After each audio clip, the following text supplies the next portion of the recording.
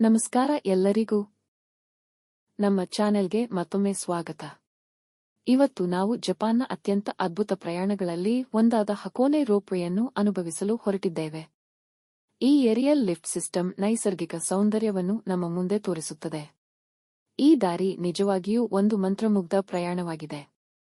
ಬನ್ನಿ, ಹೀಗೆ ನಾವು ಹಕೋನೆ ಪ್ರವಾಸವನ್ನು ಪ್ರಾರಂಭಿಸುತ್ತೇವೆ. ಹಕೋನೆ ರೋಪ್ವೇ ಜಪಾನ್ನ ಅತ್ಯಂತ ಖ್ಯಾತ ಯಾತ್ರಾ ಮಾರ್ಗಗಳಲ್ಲಿ ಒಂದು. ಇದು ನೀವು ಹಕೋನೆ ಪರ್ವತ ಪ್ರದೇಶದ ಅಪರೂಪವಾದ ನೈಸರ್ಗಿಕ ವೈವಿಧ್ಯತೆಯನ್ನು ಅನುಭವಿಸಲು ಅತ್ಯುತ್ತಮ ಅವಕಾಶವನ್ನು ನೀಡುತ್ತದೆ. ಇದು ಟೋಗೆಂಡೆ ಸ್ಟೇಷನ್ನಿಂದ ಪ್ರಾರಂಭವಾಗಿ ಸೌಂಜಾನ್ ಸ್ಟೇಷನ್ವರೆಗೆ ಸಾಗುತ್ತದೆ.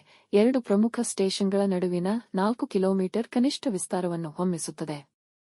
ಈ ರೋಪ್ವೇ ನಿಮ್ಮನ್ನು ಕೇವಲ ಒಂದು ಸ್ಥಳದಿಂದ ಮತ್ತೊಂದು ಸ್ಥಳಕ್ಕೆ ಮಾತ್ರ ಕೊಂಡೊಯ್ಯುವುದಿಲ್ಲ, ಆದರೆ ನೀವು ಉನ್ನತ ನೋಟಗಳಲ್ಲಿ ನಿರಂತರವಾಗಿ ಕಣ್ಣಾಟ ಮಾಡುವಂತೆ ಮಾಡುತ್ತದೆ. ನಾವು ನಮ್ಮ ಪ್ರಯಾಣವನ್ನು ಟೋಗೆಂಡೈ ಸ್ಟೇಷನ್ನಲ್ಲಿ ಪ್ರಾರಂಭಿಸುತ್ತೇವೆ. ಇದು ಪ್ರಖ್ಯಾತವಾದ ಅಶಿ ಸರೋವರದ ತೀರದಲ್ಲಿ ಇದೆ. ಸರೋವರದ ನೀರಿನ ಶಾಂತತೆ, ಸುತ್ತಲಿನ ಪರ್ವತಗಳ ಪ್ರತಿಬಿಂಬ ಮತ್ತು ಅಕೇಶನಲ್ ಬೋಟುಗಳ ಸೈಟ್ಸೀಯಿಂಗ್ ದೃಶ್ಯಗಳು ಈ ಸ್ಥಳಕ್ಕೆ ಇನ್ನಷ್ಟು ಆಕರ್ಷಣೆಯನ್ನು ನೀಡುತ್ತವೆ. ಅಶಿ ಸರೋವರದ ನೀರಿನಲ್ಲಿ ಪ್ರತಿಬಿಂಬಿಸುವ ನೀಲಿ ಆಕಾಶ ಮತ್ತು ಹಸಿರು ಪರ್ವತಗಳು ಕಣ್ಮನ ಸೆಳೆಯುತ್ತವೆ. ನಮ್ಮ ಟೂರ್ ಗೈಡ್ ಈ ಸಮಯದಲ್ಲಿ ನಮ್ಮ ಪ್ರವಾಸವನ್ನು ಸುಗಮವಾಗಿ ನಿರ್ವಹಿಸಿದ್ದಾರೆ.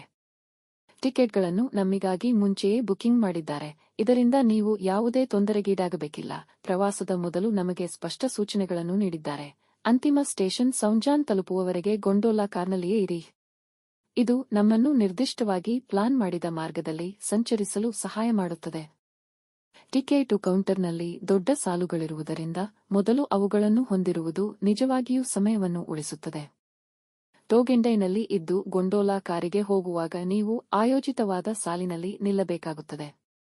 ಇಲ್ಲಿ ನಿಮ್ಮ ಯಾತ್ರೆಯ ಪ್ರಾರಂಭವೇ ಸಂತೋಷದಿಂದ ಕೂಡಿರುತ್ತದೆ. ಕಾರುಗಳು ಸ್ವಚ್ಛ ಮತ್ತು ವ್ಯವಹಾರಪ್ರಿಯವಾಗಿವೆ, ಒಂದೇ ವೇಳೆ ಹಲವು ಜನರನ್ನು ತಂಗಿಸಬಲ್ಲಷ್ಟು ವಿಶಾಲವಾಗಿವೆ.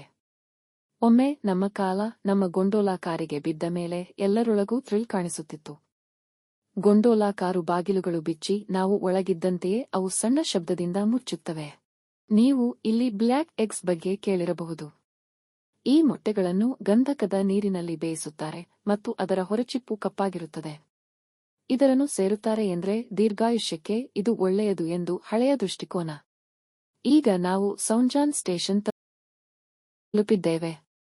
ನೀವು ಹಕೋನೆ ರೋಪ್ವೇ ಅನ್ನು ಅನುಭವಿಸಿದ್ದೀರಾ? ಅಥವಾ ಇದು ನಿಮ್ಮ ಬಕೆಟ್ ಲಿಸ್ಟ್ನಲ್ಲಿ ಇದೆಯಾ? ಕಾಮೆಂಟ್ಸ್ನಲ್ಲಿ ತಿಳಿಸಿ. ನಮ್ಮ ಚಾನೆಲ್ ಅನ್ನು ಲೈಕ್, ಶೇರ್ ಮತ್ತು ಸಬ್ಸ್ಕ್ರೈಬ್ ಮಾಡಿ. ಮುಂದಿನ ವಿಹಾರಕ್ಕೆ ಮತ್ತೆ ಭೇಟಿಯಾಗೋಣ. ಧನ್ಯವಾದಗಳು.